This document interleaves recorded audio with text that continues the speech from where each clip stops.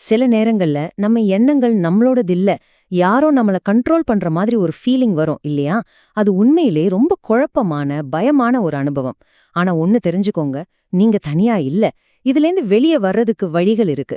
வாங்க, அத பத்தி கொஞ்சம் அமைதியா நிதானமா பார்க்கலாம். பாருங்க, இந்த கேள்வி ஒருவேளை உங்க மனசுக்குள்ளேயும் ஓடிட்டு இருக்கலாம். யாரோ நம்ம மனச ஆட்டி படைக்கிறாங்கங்கிற அந்த உணர்வு, அது எவ்ளோ கஷ்டமானதுன்னு புரியுது. முதல்ல ஒன்னு சொல்லிக்கிறேன், இது நிறைய பேர் சந்திக்கிற ஒரு மனப்போராட்டம் தான். உங்க உணர்வுக்கு நாங்க மதிப்பளிக்கிறோம். சரி, வாங்க இதை இன்னும் கொஞ்சம் ஆழமா பாப்போம். இந்த மொத்த அனுபவத்தையும் நாம பாக்குற விதத்தை மாத்தினாலே போதும், அத கையாளும் முறையும் தானா மாறிடும். இது வெளியிருந்து வர்ற ஏதோ ஒரு அமானுஷ்ய சக்தி பத்தின விஷயம் இல்ல.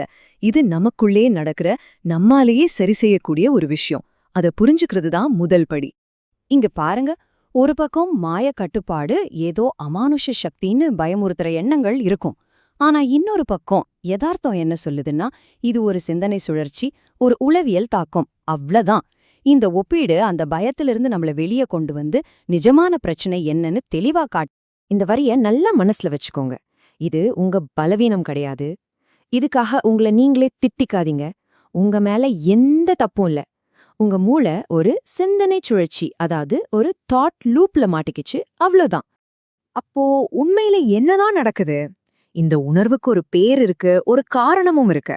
நம்ம மூளைக்கு அதிகப்படியான சுமை, அதாவது ஓவர்லோட் ஆகும்போது தான் இப்படி நடக்குது.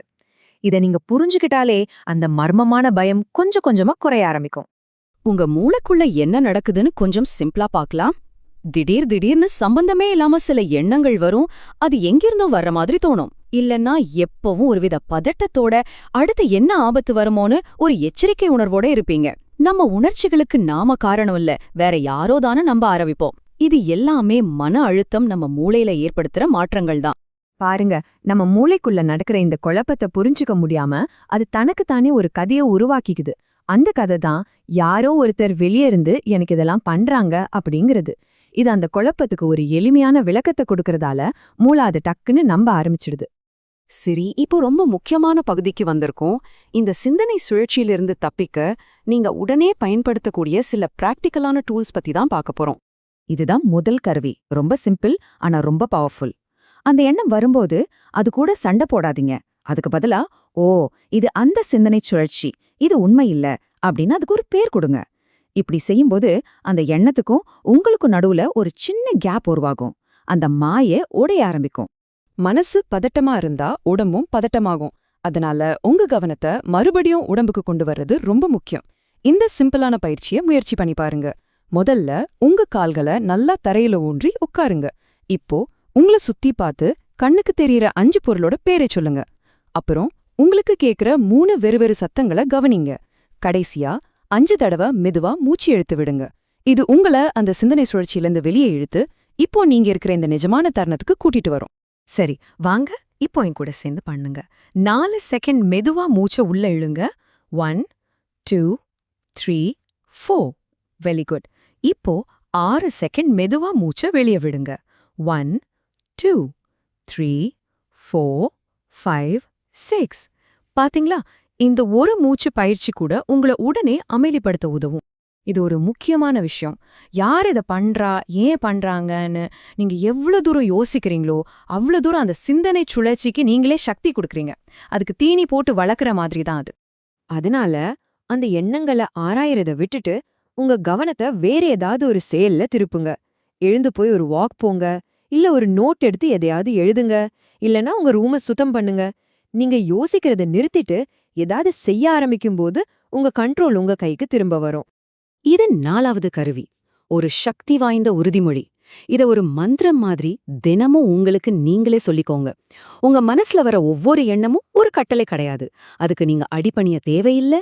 அது உங்க மூளையில நடக்கிற ஒரு நிகழ்வு, அவ்வளவுதான். அத சும்மா வேடிக்கை பார்த்துட்டு அதை கடந்து போக உங்களால முடியும். இப்போ ஒரு நிபுணரோட உதவிய எப்போ நாடணுங்கிறத பத்தி பேசலாம். உதவி கேட்கறது ஒரு பலவீனம் நினைக்கவே நினைக்காதீங்க.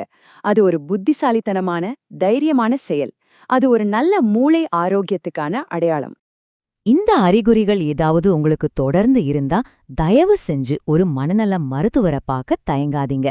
இது உங்க மூளைக்கே கொஞ்சம் உதவி தேவைங்கிறதுக்கான அறிகுறிதான், வேற எதுவும் இல்ல. இந்த ஒப்பீடு எவ்ளோ அழகா இருக்கு பாருங்க. நமக்கு ஹார்ட்ல பிரச்சனைனா ஒரு இதய மருத்துவரை பார்க்கறோம் இல்லையா? அதே மாதிரி தான் நம்ம எண்ணங்களோட தாளம் தப்பும்போது அதை சரி செய்ய ஒரு மனநல மருத்துவர் இருக்கார். இது ரொம்ப இயல்பான அவசியமான ஒண்ணு. நாம இப்போ கடைசி பகுதிக்கு வந்துட்டோம். உன்னை மட்டும் மறுபடியும் அழுத்தமா சொல்ல விரும்புறேன். நம்பிக்கையோட இருங்க. இந்த சுழற்சிய உடைக்கிற சாவி உங்க கையில தான் இருக்கு. நல்லா ஞாபகம் வச்சுக்கோங்க, நீங்க எந்த ஒரு மாயாஜால கட்டுப்பாட்டிலையும் இல்ல. நீங்க இருக்கிறது மன அழுத்தத்தால உருவான ஒரு சிந்தனை சுழற்சியில மட்டும்தான். இதிலிருந்து தப்பிச்ச வெளிய வர்றதுக்கான சக்தி உங்களுக்குள்ளேயே இருக்கு. இந்த விளக்கத்தை இந்த ஒரு கேள்வியோட முடிக்கிறேன்.